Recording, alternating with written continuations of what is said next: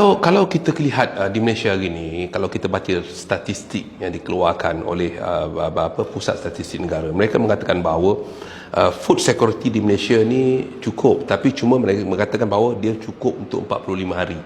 Ya, makna dia kalau berlaku sesuatu malapetaka dan sebagainya, maka kita boleh 45 hari je boleh bertahan.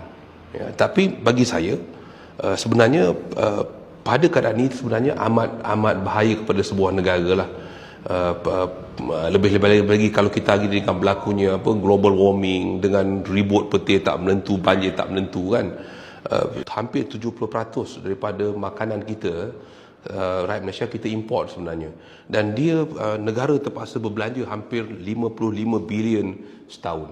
Jadi kalau kita panggil kita tidak mempertingkatkan penghasilan domestic product, agriculture domestic product, lebih-lebih lagi makanan, dia mempunyai suatu risiko yang tinggi kepada rakyat sebenarnya. Contoh hari inilah bila berlaku perang di Rusia dan Ukraine, kerana negara ni adalah negara yang pembekal kita panggil bijirin ataupun wheat gandum dunia.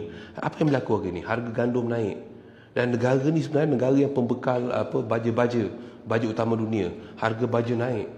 Dan sumber energi dunia pun sebenarnya berada di antara Rusia dan Ukraine. Apa berlaku? Akhirnya Eropah ini mengalami masalah short of energy kan, dan menyebabkan berlakunya kenaikan harga bahan bakar.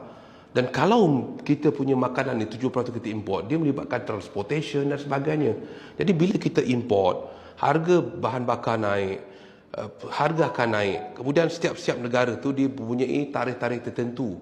Jadi dia akan melibatkan cukai dan sebagainya. Jadi kesannya kepada siapa? Kesannya bukan hanya kepada negara, tapi kesannya kepada rakyat jelata. Sebab itu kita lihat dengan berlakunya global inflation hari ini kan, dan kesan daripada pandemik COVID. Kita lihat bahawa hari ini daripada B40 dia menjadi B60. Berarti hampir 60 kita panggil peratus rakyat Malaysia hari ini pendapatan dia berada di bawah tahap yang sangat membimbangkan. Kita ada 700,000 hektar tanah pertanian, tetapi produktivitinya sangat rendah. Kan? Jadi kalau kita punya plan jangka panjang, kita tahu keperluan penduduk kita bertambah. Saya yakin kita punya statistik tentang pertumbuhan penduduk dan keperluan bahan makanan 2 tahun, 3 tahun, 4 tahun, 5 tahun ke depan. Jadi kita harus bergerak sesuai dengan pertumbuhan kita panggil populasi dan juga keperluan makanan oleh rakyat Malaysia. Jadi oleh itu sebab tu saya kata tadi, termasuk dalam perkara food security kan kita mudah didapat. Jadi kalau ayam susah nak dapat harga mahal. Jadi bererti walaupun kerajaan yang ada hari ini mengatakan food security okey, tapi bagi saya tidak. Kerana bila harga tinggi, tidak semua orang boleh makan ayam kan. Betul tak? Kita punya banyak tanah terbiar, dan kita harus mewujudkan suatu institusi yang fokus untuk melihat tentang membangunkan kembali tanah-tanah pertanian terbiar supaya kita dapat mempertingkatkan hasil pertanian dan kita boleh berasa selesa dengan tahap keselamatan makanan yang berada di Malaysia inilah.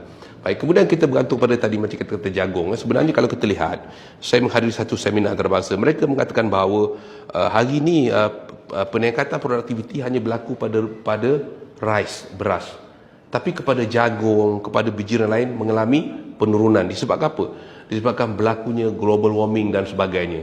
Jadi dia sebab kita panggil hari ini ribut, petir, banjir, kita tak dapat buat prediksi. Kan? Jadi menyebabkan kita panggil bila dia melanda, contoh kita panggil frost melanda apa nama tu di kawasan Eropah, akhirnya dia menjejaskan pengeluaran bijirin. Dan kita tahu bahawa antara bahan utama makanan ternakan adalah bijirin jagung.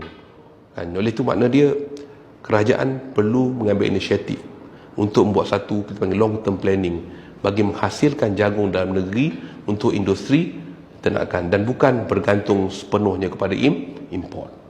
Pandangan peribadi saya, pertama dia panggil human capital, yang kedua adalah teknologi. Ya.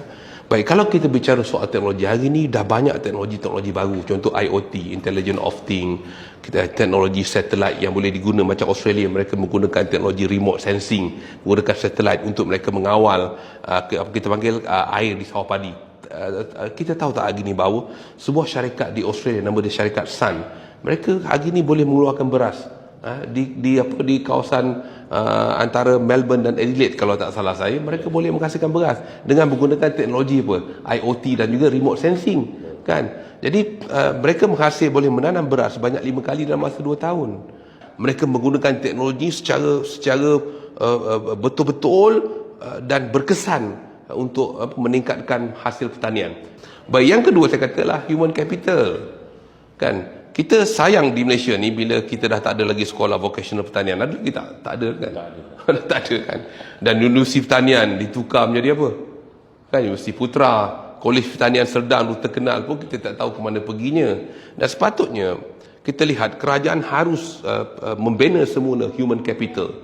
Kan menurut saya daripada peringkat sekolah. Kalau saya sekolah dulu pernah diadakan program buku hijau, kita tanam sayur di sekolah, ingat tanam sekolah, dan ini latihan. Tapi hari ini tidak, kan. Anak-anak kita dihidangkan setiap hari dengan gadget tanpa memikirkan bahawa sebenarnya masa depan kita sangat-sangat bergantung kepada sejauh mana kita boleh membina ketahanan dan keselamatan makanan dalam negara kita sendirilah. Jadi dua faktor, human capital, mana membentuk satu budaya baru, melahirkan rakyat Malaysia yang lebih berinisiatif, yang lebih kita panggil mempunyai berinisiatif, berinovatif, dan juga mempunyai daya kesungguhan untuk membuat sesuatu. Dan ini yang saya lihat.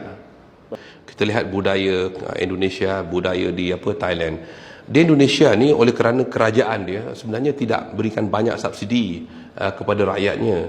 Jadi menyebabkan rakyatnya dia lebih kita panggil lebih menggunakan inovatif, menggunakan kreatif usaha dia untuk mereka hidup, kan.